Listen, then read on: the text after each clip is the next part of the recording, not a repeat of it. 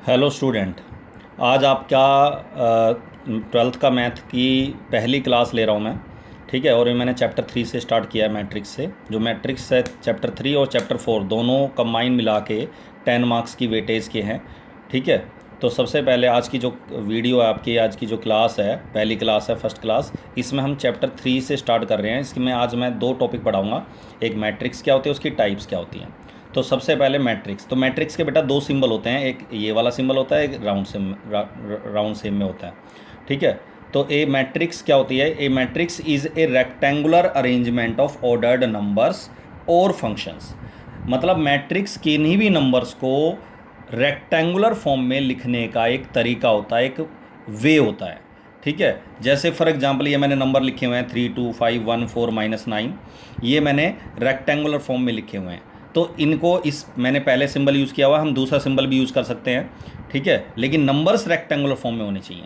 Symbol आप कोई भी यूज़ करें, लेकिन नंबर्स रेक्टेंगुलर फॉर्म में होने चाहिए। ठीक है, तो अच्छा, इस एग्जाम्पल में अच्छा मैट्रिक्स के लिए बेटा हमेशा कैपिटल लेटर यूज़ करेंगे, कैपिटल ABCD मैट्रिक्स के लिए, कैपिटल XYZ।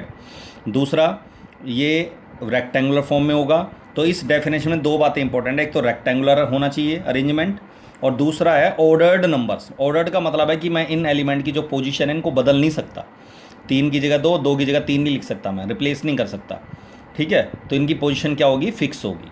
अब किसी भी मैट्रिक्स, अब मैंने ये नंबर्स लिखे हुए हैं, तो जो हॉरिजॉन्टल नंबर्स हैं, जो मैंने नंबर्स को हॉरिजॉन्टल फॉर्म में लिखा हुआ है, ये रो बनाएंगी, और वर्टिकल नंबर्स जो होंगे वो कॉलम बनाएंगे।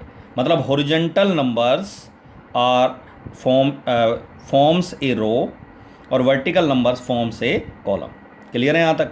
तो अब ये जो नंबर हैं, ये जो 3 2 5 हैं, इनको हम बोलते हैं एलिमेंट या एंट्री। एक से ज़्यादा है तो एलिमेंट्स या एंट्रीज। क्लियर है? तो horizontal numbers are rows, vertical numbers are columns. Clear है यहाँ तक? अच्छा, दूसरा, इस मैट्रिक्स की बनावट है, बनावट को हम लिखते हैं उसका ऑर्डर। तो ऑर्डर ऑफ ए मैट्रिक्स का मतलब है इसमें कितनी रो हैं, कितने column, number of rows multiplied by number of columns. हर एक मैट्रिक्स की एक बनावट होगी। अब जैसे इसी एग्जांपल में मैं देख रहा हूँ 2 रो हैं और 3 कॉलम है। 1 2 2 रो है, 1 2 3 कॉलम है, तो इसका ऑर्डर हो गया 2 × 3 या 2/3। एक बोला सर ये 6 नहीं लिख सकते इसको, हम इसके ऑर्डर को कह नहीं सकते कि ये 6 है? नहीं, एक एग्जांपल और देखो। इसमें मैंने देखा 3 रो ली हैं मैंने और 2 कॉलम लिए हैं। अब इसका ऑर्डर क्या है? 3/2। अब मल्टीप्लाई करके तो ये भी 6 आएगा, लेकिन इसकी बनावट और इसकी बनावट में फ़र्क है। तो ऑर्डर जब हम बात करेंगे तो रो और कॉलम को अलग अलग बताएंगे। अच्छा, एक और चीज़, अगर मैं एलिमेंट लिख रहा हूँ, जैसे मैंने 4 3 2 और यहाँ कुछ नहीं लिखा मैंने, सपोज ये मिसिंग है ये एलिमेंट, तो इसका मतलब ये रेक्टेंगल फॉर्म में नहीं है, तो this type of matrices are not defined. ठीक है, ऐसी मैट्रिक्स नहीं होती। हाँ, अगर यहाँ 0 लिख रहा हूँ मैं, तो 0 एक नंबर है, एलिमेंट है, तो इसका मतलब अभी ये मैट्रिक्स है रेक्टेंगुलर फॉर्म में। क्लियर है यहाँ तक?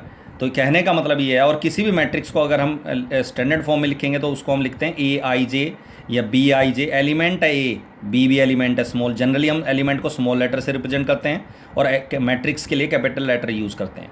लेकिन इसका मतलब हार्ड एंड फास्ट नहीं है कि स्मॉल लेटर ही यूज़ करेंगे, कैपिटल लेटर भी एलिमेंट के तौर पर यूज़ हो सकते हैं। ठीक है, अच्छा, इसके ऑर्डर को मैंने कॉर्नर में लिख दिया इसमें, इस एग्जाम्पल में। ये शॉर्ट फॉर्म है, स्टैंडर्ड फॉर्म है ये शॉर्ट फॉर्म। 3 रो हैं इसमें, 3 कॉलम है। इसी को अगर मैं डिस्क्रिप्ट करके लिखूं तो फर्स्ट एलिमेंट आप सबको पता है ए, ये एलिमेंट हो गया। अब ये कौन सी रो में है? ये जो आई है ये रो को रिप्रेजेंट करता है, और जे किसको रिप्रेजेंट करता है? कॉलम को। और आई जे उसकी पोजीशन को। पोजीशन का मतलब होता है, जैसे इस एग्जांपल में 3 जो एलिमेंट है इसकी पोजीशन है first row first column, first row first column. तो इसका मतलब ये जो ए है यहाँ 3 के बराबर, अगर मैं इस एलिमेंट को ले रहा हूँ, तो इस एलिमेंट A3 की पोजीशन है फर्स्ट रो फर्स्ट कॉलम, मतलब A11। इसको 11 नहीं पढ़ना है, 11 नहीं पढ़ना है, इसको 1 1 पढ़ते हैं। क्लियर है यहाँ तक? तो इसी तरह अगर सेकंड पोजीशन में कोई नंबर होगा यहाँ, तो फर्स्ट रो का होगा, सेकंड कॉलम का हो गया। थर्ड यहाँ एलिमेंट होगा तो फर्स्ट रो थर्ड कॉलम का हो गया। यहाँ कोई एलिमेंट होगा तो ऑब्वियस है सेकंड रो स्टार्ट होगी और कॉलम फर्स्ट है। यहाँ कोई एलिमेंट होगा तो second row second column, second row third column, third row first column, third row second column, third row third column. तो IJ जो है, ये तो मैंने एग्जांपल लिया 3 रो 3 कॉलम का। अगर यहाँ 3 रो 2 कॉलम होते, 3 रो 2 कॉलम, तो ये नहीं आएगा। 3 रो होगी और 2 कॉलम हो गए। यहीं इस सिंबल को यहीं बंद कर दूंगा मैं। क्लियर है यहाँ तक? तो इसका मतलब यहाँ अकॉर्डिंग टू क्वेश्चन के हिसाब से हम देखेंगे कि ऑर्डर क्या लें। क्लियर है बेटा? यहाँ तक समझ में आ गया? तो मैट्रिक्स क्या होती है? ए rectangular arrangement of ordered numbers और फंक्शंस। क्लियर है यहाँ तक। अब आता है इसी आई जे से रिलेटेड कई बार क्वेश्चन आ जाता है, जैसे कंस्ट्रक्ट ऑर्डर देगा जरूर आपको, जरूर 2/2 3/3 या 3/2 2/3 कोई भी matrix whose elements are given by, और ये हमें एलिमेंट दे रखा है ए आई जे I-3j का मोड, ये मोड का सिंबल है बाय 2। क्लियर है यहाँ तक। अब इस एलिमेंट के हिसाब से, क्योंकि ए किसको रिप्रेजेंट करता है, मैट्रिक्स के एलिमेंट को, स्मॉल ए आई जे है, ठीक है। तो इस ऑर्डर के हिसाब से सबसे पहला मेरा काम है इस मैट्रिक्स को लेट करना, ठीक है। तो सबसे पहले लेट कर लिया मैंने मैट्रिक्स ए, जिसमें मुझे 3 रो लेनी है, 3 रो है और 2 कॉलम है, तो 3 रो 2 कॉलम। अब पहला एलिमेंट ऑब्वियस है, first row first column 1 2, second row तो second row first column, second row second column, third row first column, third row second column. तो ये ऑर्डर के हिसाब से पहले तो मेरे को इसको लेट करना है स्टैंडर्ड फॉर्म में, ठीक है। उसके बाद इन एलिमेंट की मैं वैल्यू निकालूंगा, जैसे A11 की वैल्यू क्या निकलेगी जी, मेरे को क्या करना है, आई यहाँ 1 है और जे क्या है 1 है, मतलब आई जे उसकी पोजीशन को शो करता है, बताया था मैंने। तो इसका मतलब आई 1 है और जे 1 है, तो इसमें आई और जे की जगह 1 1 अगर मैं पुट करता हूँ तो 3 आई की जगह 1, 3 × 1 3 हो गया, तो 1 - 3 का मोड बाय 2। आप सबको पता -2 आ गया, -2 का मोड क्या होगा 2, और 2/2 कितना हो गया 1। नेक्स्ट एलिमेंट कैलकुलेट करेंगे इसके हिसाब से 1 2, तो अगर मैं आई की जगह 1 और जे की जगह 2 रखता हूँ तो 1 - 6/2 और -5 का मोड +5 हो गया। उसके बाद आएगा 2 1, आई की जगह 2 और जे की जगह 1 रखूँगा तो 2 - 3, मतलब कि -1 का मोड 1 हो गया 1/2। इसी तरह नेक्स्ट 3 1 3 1, तो 0 आ जाएगा, ये 3 1 की वैल्यू निकालूंगा। ऐसे 2 2 की value, second row second column की वैल्यू निकाली थी 2 - 6, तो 2 - 6 इसकी वैल्यू 2 आ जाएगी। 3 1 की वैल्यू निकालेंगे तो आई की जगह 3 और जे की जगह 1 रखेंगे, पुट करना है बस खाली, और कुछ नहीं करना, वैल्यू आ जाएगी 3 2 की वैल्यू भी निकाल देंगे। इन एलिमेंट की जब वैल्यू निकाल देंगे तो इसको मैट्रिक्स में लिख देंगे हम। फर्स्ट एलिमेंट A11 था, A11 1 2 की जगह 5/2, फिर 1/2 2 1, सेकंड रो सेकंड कॉलम की जगह 2, फिर 0 और फिर 3/2, ठीक है। मैंने नोट किया है कि ज़्यादातर बच्चे ये एलिमेंट तो कैलकुलेट कर देते हैं, लेकिन इसको मैट्रिक्स में लास्ट में लिखना भूल जाते हैं। तो याद रखना, जब क्वेश्चन ये था कंस्ट्रक्ट ए मैट्रिक्स, तो इसका मतलब इसका आंसर आपको मैट्रिक्स में देना ही पड़ेगा। क्लियर है यहाँ तक। अच्छा, ये क्वेश्चन अगर आता है 1 मार्क्स में, 2 मार्क्स में, आई जे से रिलेटेड कोई और क्वेश्चन आता है, जैसे ही आ जाएगा एलिमेंट की वैल्यू दे देगा ए आई जे, दैट इज़ I/J, वैल्यू निकालो। तो बिल्कुल सिंपल है, I/J तो एलिमेंट लेट कर लिया, तो इसकी वैल्यू क्या आ जाएगी 1/1, दैट इज़ 1, 1/2। नेक्स्ट एलिमेंट की वैल्यू 2/1, I/J करना है, तो इसका मतलब 2, 2/2 1, 3, 3/2 5, 3/2 मैट्रिक्स, सीधा आंसर। मतलब डायरेक्ट ये लेट करा, उसके बाद सीधा आंसर दे दिया। क्लियर है यहाँ तक। तो ऑर्डर 2 वाला, ऑर्डर 2/2, ऑर्डर 3/3, 3/2 कोई भी आ जाए आई जे से रिलेटेड क्वेश्चन, तो ऐसे करना है। क्लियर है यहाँ तक। तो ये था आपका मैट्रिक्स क्या होती है और किस मैट्रिक्स से रिलेटेड कोई भी क्वेश्चन किस तरह सोल्व करेंगे। अब आता है जी आपका नेक्स्ट टॉपिक, आपका टाइप ऑफ मैट्रिसेस। ठीक है बेटा। तो टाइप ऑफ मैट्रिक्स सबसे पहले आता है रो मैट्रिक्स। इसको रो वेक्टर भी बोलते हैं। वेक्टर होता है जिसके अंदर एक डायरेक्शन होती है, तो इसका मतलब इनमें हॉरिजॉन्टल डायरेक्शन है, इसलिए हम इसको रो वेक्टर भी बोल देते हैं। तो रो मैट्रिक्स मतलब जिसमें एक ही रो होगी। अब इस मैट्रिक्स में एक रो है, 3 कॉलम है, लेकिन रो एक होने की वजह से ये रो मैट्रिक्स है। तो छोटे छोटे एक दो बातें और ध्यान रखना, इन एलिमेंट्स के बीच में गैप दे के लिखना है। अब देखो ध्यान से, इसको मैं 325 नहीं पढ़ सकता, ना इसको मैं 25 पढ़ रहा, ना 32 पढ़ सकता हूँ इसको, तो गैप दे के लिखना है। तो थोड़ा सा गैप होना चाहिए एलिमेंट्स के बीच में। तो इसमें एक रो है और ये 1 2 3 कॉलम है। अब इस एग्जाम्पल में एक रो है और कॉलम कितने हैं जी 2, एक रो 2 कॉलम, तो इसका ऑर्डर क्या हो गया 1/2। क्लियर है यहाँ तक, क्योंकि रो एक है रो मैट्रिक्स, कॉलम मैट्रिक्स जिसमें एक ही कॉलम होगा। अब इसका ऑर्डर क्या है 3/1, क्योंकि 1 कॉलम है इसलिए कॉलम मैट्रिक्स है। 2/1, 2 रो 1 कॉलम, कॉलम 1 है। इसी तरह नल मैट्रिक्स है जीरो मैट्रिक्स, जिसको हम ओ से रिप्रेजेंट करेंगे। कैपिटल लेटर में जो ओ होगा उसका यूज़ करेंगे हम किसी भी जीरो मैट्रिक्स को लेट करने में। ठीक है, तो जीरो मैट्रिक्स के लिए हमेशा ओ यूज़ करना है। जैसे ऑर्डर 1/1 वाली जीरो मैट्रिक्स लेनी है, तो ये तो जीरो है लेकिन ये ओ है। ठीक है, अब जैसे यहाँ है, अब ये 4 जीरो लिख दी मैंने मैट्रिक्स के अंदर, तो इसका ऑर्डर क्या हो गया 2/2, तो ये जीरो मैट्रिक्स ऑफ ऑर्डर 2/2। इसी तरह zero matrix of order 3/1, 3 row 1 column वाली जीरो मैट्रिक्स। तो जीरो मैट्रिक्स मतलब जिसको हम ओ से रिप्रेजेंट करेंगे, इसका मतलब है जिसका हर एक एलिमेंट क्या होगा जीरो, ऑर्डर चाहे कुछ भी हो। और ये जीरो मैट्रिक्स तीनों डिफरेंट है, क्योंकि ऑर्डर अलग अलग है तो बराबर नहीं है। ये बेसिकली ये नहीं कि जी सारा एलिमेंट है तो जीरो ही, ऐसा नहीं है। स्क्वायर मैट्रिक्स होती है जिसमें रो और कॉलम बराबर होते हैं, जिसमें एक रो एक कॉलम। तो इस ये आपका क्या हो गया 1/1 वाली स्क्वायर मैट्रिक्स, 2/2 वाली स्क्वायर मैट्रिक्स, 3/3। अब इसको हम स्क्वायर मैट्रिक्स को ऐसे ही पढ़ सकते हैं, स्क्वायर मैट्रिक्स ऑफ ऑर्डर 1, अगर स्क्वायर वर्ड यूज़ कर रहा हूँ मैं, square matrix of order 2, square matrix of order 3। जितनी भी स्क्वायर मैट्रिक्स होती हैं उसमें जितनी रो हैं उतने कॉलम होंगे। क्लियर है यहाँ तक? दूसरे वर्डों में कह सकते हैं कि जो भी स्क्वायर मैट्रिक्स होगी उसके अंदर डायगनल्स बनेंगे, एक ये डायगनल है मेन और एक ये डायगनल है। लेकिन मेन डायगनल की बात होती है, जब हम बात करेंगे इस चैप्टर में यूज जो होता है वो मेन डायगनल, इसलिए इसको बोलते हैं जो फर्स्ट एलिमेंट से स्टार्ट होगा उसको बोलेंगे मेन डायगनल या लीडिंग डायगनल या प्रिंसिपल, मुख्य डायगनल। तो मुख्य डायगनल के एलिमेंट है जी 4 - 1 9, तो ये मुख्य डायगनल है।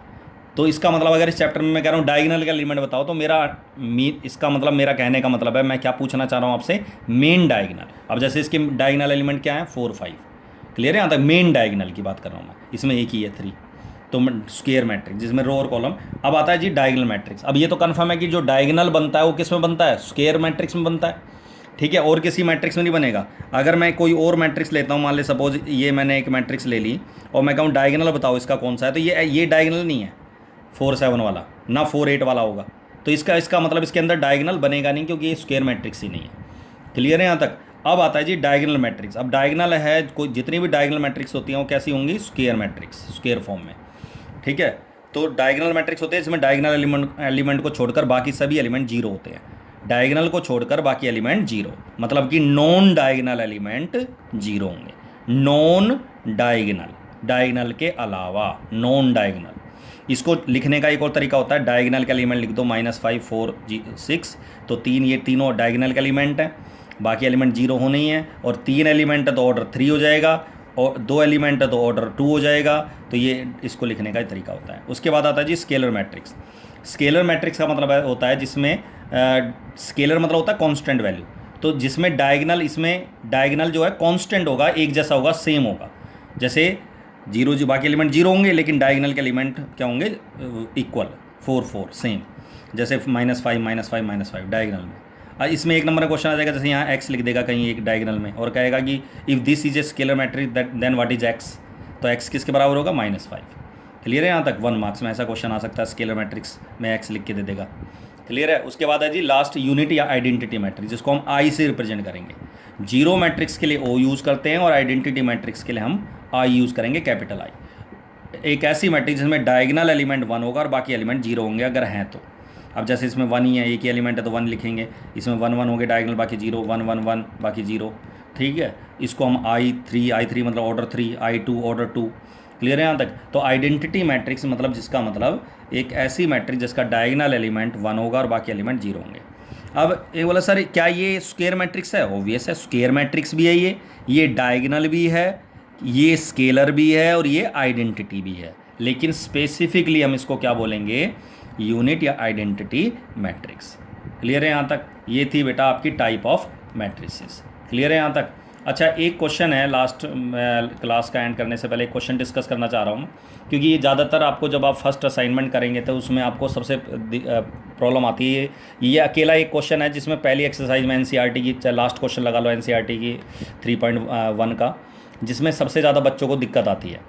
आपको ऑर्डर दे रखा है 3/3, तो सबको पता है ऑर्डर अगर 3/3 है, 3 रो 3 कॉलम है, तो टोटल एलिमेंट्स कितने हो जाएंगे उसमें, 9, ठीक है। और ये कह रहा है कि ऐसी कितनी पॉसिबल मैट्रिसेस मैं बना सकता हूँ जिसका हर एंट्री मतलब मैंने बताया था क्या होगा, एलिमेंट, हर एलिमेंट या तो 0 होना चाहिए या 1 होना चाहिए, ठीक है, इन दोनों में से होना चाहिए। तो ऐसी कितनी मैट्रिसेस हम ऑर्डर 3/3 की बना सकते हैं, इस टाइप की, जैसे 0 0 0 0 0 0 0 0 या 1 0 0 0 0 1 0 0 1, या कहीं भी 0 1 0 या 1 1 1 बाकी 0 0 0। तो 1 और 0 का यूज़ करके हम कितनी इस टाइप की मैट्रिसेस कितनी बना सकते हैं। इसका मतलब ये हो गया कि जब ऑर्डर 3/3 है तो एलिमेंट हो गए 9, और एलिमेंट अगर 9 है तो फर्स्ट एलिमेंट को लिखने की कितनी चॉइसेस हैं आपके सामने, या तो 0 या 1, तो कितनी चॉइसेस हैं, 2। फर्स्ट एलिमेंट की चॉइसेस 2 होगी, दूसरे एलिमेंट की चॉइस कितनी होंगी, 2, तीसरी की 2, चौथी की 2, पाँचवीं की 2, और ऐसे कितने टोटल कितने एलिमेंट हमारे पास, 9। तो मल्टीप्लाई करेंगे 2 को कितनी बार, 9 बार। तो 2 को मल्टीप्लाई जब 9 बार करेंगे तो 2 की पावर 9, और 2 की पावर 9 कितना हो गया जी, 512। ठीक है, ये आपका आंसर है। इसी क्वेश्चन में चेंज कर देगा कि अगर ऑर्डर आपका 2/2 है, ऑर्डर 2 by 2 और एंट्रीज़ हैं, एंट्रीज़ आपको कहेगा 0, 1 और 2, तीन ऑप्शन दे देगा आपसे। तो कितनी पॉसिबल मैट्रिसेस बना सकते हैं हम इसमें? तो पॉसिबल मैट्रिसेस कितनी बन सकती है हमारे सामने? ऑप्शन है, अब ऑर्डर 2 by 2 मतलब 4 एलिमेंट हो गए। 4 एलिमेंट में हर एक एलिमेंट को लिखने की 3 चॉइसेस हैं, 0, 1, 2। तो हर एक एलिमेंट को लिखने की अगर 3 चॉइसेस है तो पहले एलिमेंट को लिखने की 3 चॉइसेस होगी, उससे अगले वाले एलिमेंट की 3 चॉइसेस, फिर 3, टोटल 4 एलिमेंट हो गए। 3 की पावर 4 दैट इज़ 81। तो दिस इज द आंसर। तो कहने का मतलब ये है कि क्वेश्चन बदल के भी आपका इस तरह का कोई क्वेश्चन आ सकता है कि ऑर्डर दे देगा 2 by 2, 3 by 3 और एलिमेंट की हर एक एलिमेंट की वैल्यू दे देगा, या तो 0 या 1 या 0, 1, 2, और आपसे कहेगा कितनी पॉसिबल मैट्रिसेस आप बना सकते हैं। तो इस तरह से ये क्वेश्चन आएगा। अच्छा, एक छोटा सा क्वेश्चन और है, जैसे आपसे कहेगा कि एक मैट्रिक्स में टोटल एलिमेंट 7 है, तो इसमें कितने, इन 7 एलिमेंट से कितने पॉसिबल ऑर्डर वाली मैट्रिक्स बन सकती है? तो पॉसिबल ऑर्डर सबको पता है, इन 7 के 7 को एक ही रो में लिख दो, 7 रो बन, सॉरी, एक वर्टिकली लिखोगे तो 7 रो बन जाएंगी और एक कॉलम, या एक रो 7 कॉलम। मतलब कितने आंसर हो गए? ऑर्डर 2 हो गए, तो पॉसिबल मैट्रिसेस कितनी बनेंगी हमारी?